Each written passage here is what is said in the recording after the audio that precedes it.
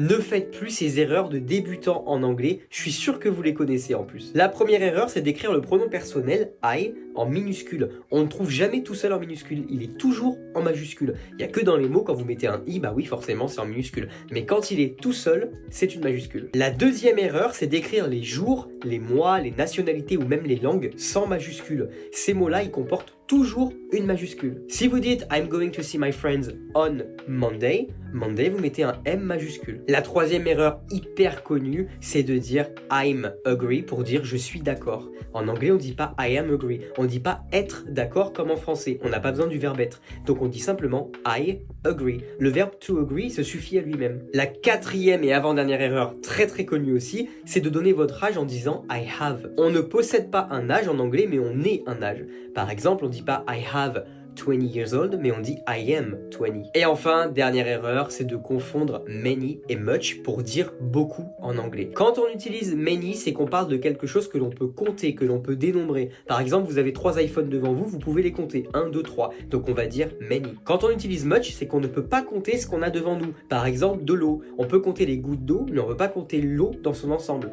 Donc on va dire much water, par exemple.